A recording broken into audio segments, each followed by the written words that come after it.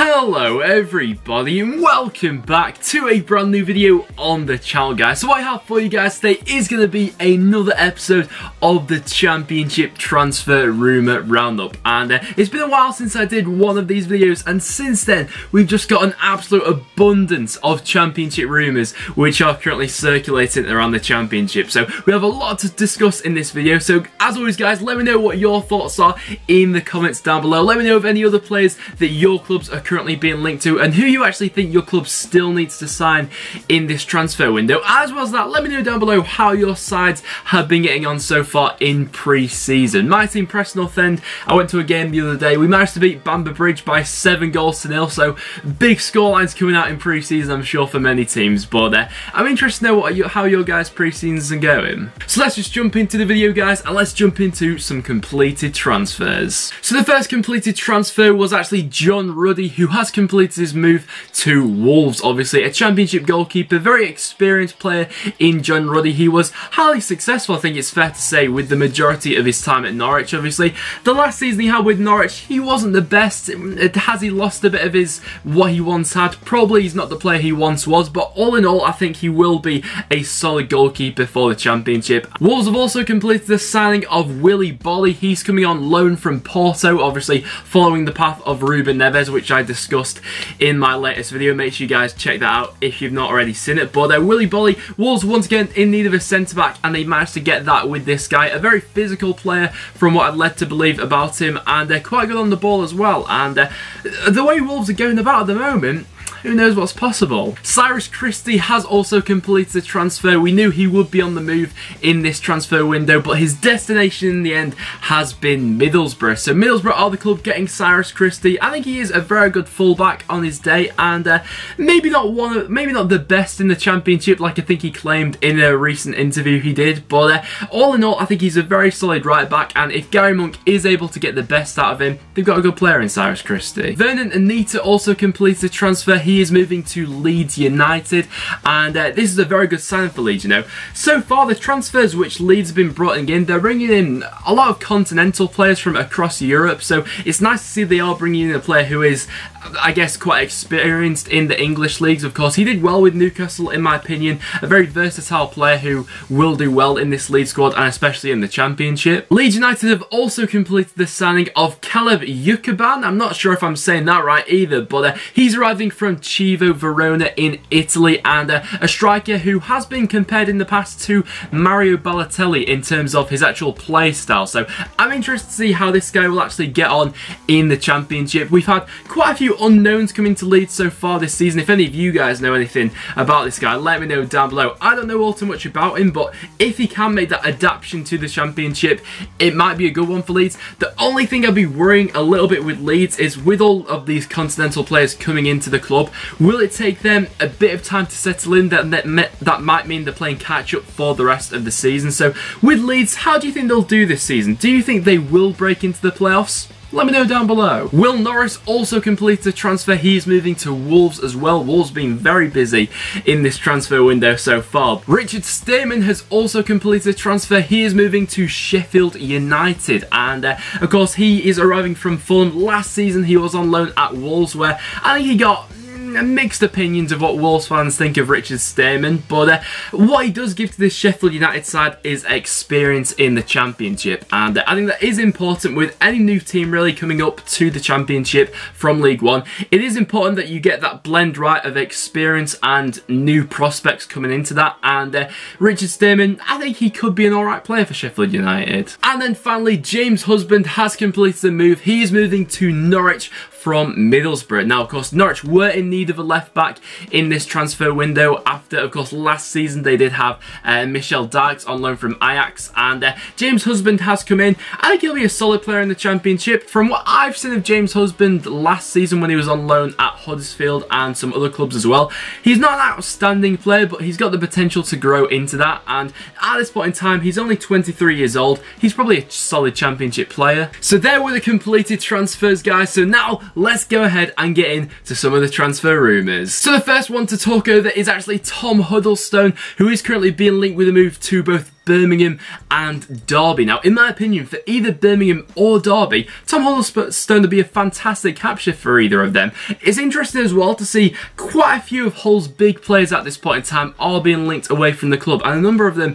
have, of course, already left the club. So, with the way Hull are currently going, where do you guys think Hull will finish come the end of the season? But in terms of Tom Huddlestone, of course, Derby, they have the funds to be able to spend now. They have pretty much like 20 million from the Will Hughes deal and the Tom Ince deal, so they have the money to be spending on a transfer like this, so that will be a good deal for them. Also as well, it's looking like for Aston Villa that the Sam Johnstone deal is looking very close now. Of course, he was their #1 target in this transfer window in terms of getting a goalkeeper in through the door. He was on loan with Aston Villa last season. He had a bit of a shaky start at his time at Villa Park, but I think over time he grew into that role. I think Villa fans will actually be very happy to see him back between the sticks. There was actually one point where Joe Hart was being linked to Aston Villa. I mean, if Villa were able to assemble a team with Joe Hart and then John Terry above him, and that would just be pretty ridiculous, and I don't know how they'd be able to afford that, but there looks to be nothing in those rumours, and it is looking like it will be Sam Johnstone between the sticks for Villa next season. One transfer rumour which definitely seems to have sparked up quite a few opinions actually is Nelson Oliveira,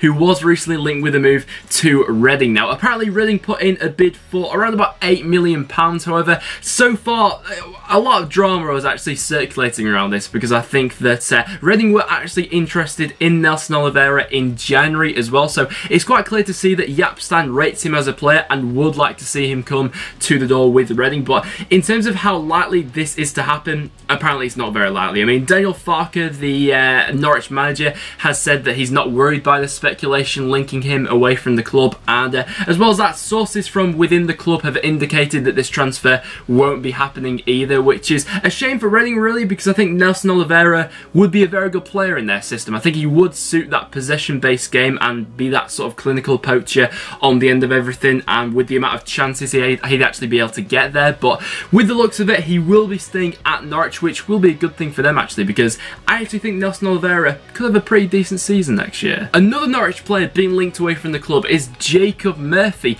Recently he's been linked with Newcastle, and according to reports they've actually had an £8 million bid rejected for Jacob Murphy. So that does bid the question, how much do you guys think Jacob Murphy is actually worth? Norwich fans, let me know down below, because probably he is one of the hottest prospects currently in the Championship. In what was a pretty mediocre season last year for Norwich, he was able to be one of their shining lights last season, and the age he's doing all that, he's got some fantastic potential. And then a big transfer rumour currently going around the Championship is that of Tom Lawrence. He's currently being linked with a move to Derby County, and in my opinion this would be a fantastic purchase for Derby. You only need to ask Ipswich fans as to how good this guy actually is. I mean, at times last season he was completely carrying the Ipswich squad by himself, and obviously, it's been said previously in the video, Derby do have the funds to be spending really after the sales of both Will Hughes and Tom Ince. Now, it's been reported that this will cost Derby around about £10 million, but in my opinion, for what other people are going for in this current market, £10 million for a player like Tom Lawrence, who, in my opinion, probably does outplay Tom Ince really in most categories when I come to categorise a player. I think he'd be a fantastic replacement for Tom Ince. He is a little bit lightweight, I suppose that could be argued, but overall I think he'd be a great buy for Derby. Leeds are also being linked with a lot of players at this point in time. They've already had a pretty hectic transfer window in terms of people coming into the club, but they're also being linked with a move for Cameron Borthwick-Jackson. Of course, last season he was on loan at Wolves, so he does have a bit of Championship experience. This would be on a loan deal as Leeds are looking to bolster up their numbers. Another player Leeds are being linked to at the moment is actually Fernando Forestieri, who is actually attracting a bit of interest from a couple of clubs, but I swear in pretty much every transfer window, Forestieri seems to be linked with a move away from Sheffield Wednesday, and he's also been linked with a move to Derby County, of course, with Derby having the funds at the moment and looking for that replacement for Tom Ince.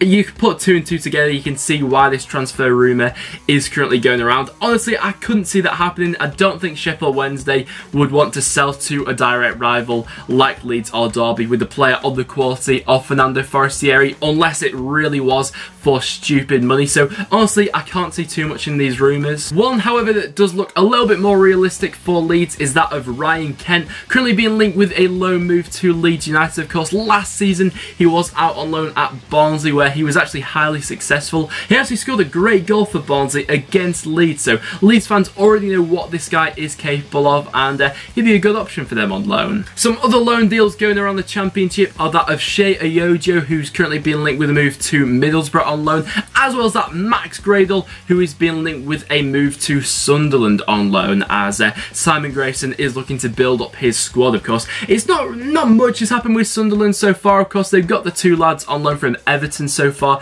in through the door, but apart from that, I'm interested to see what other players Simon Grayson is going to be bringing into Sunderland, or whether he's going to be working more with the current squad he's got available, because of course, myself being a Preston fan, I'm interested to see what Grayson gets up to. And another player Sunderland are currently being linked to is the current Newcastle man, Daryl Murphy. Of course, last season in the Championship, I suppose it really was towards the tail end of last season, really, when he was actually given his chance at Newcastle, when Dwight Gale was suffering from a couple of injuries and stuff like that, that he really actually showed what he could do. Of course, previously he's shown with Ipswich that he's more than capable of being a great target man and goal scorer in this league. So it probably would only be, you'd only get 1 at a push 2 more seasons out of Daryl Murphy, in my opinion, at this level. But the current clubs being talked about are Sunderland, Aston Villa and Nottingham Forest, all with reported interest in Daryl Murphy. It wouldn't surprise me if he does leave Newcastle. I think that is pretty obvious to happen, because I can't see him making that step up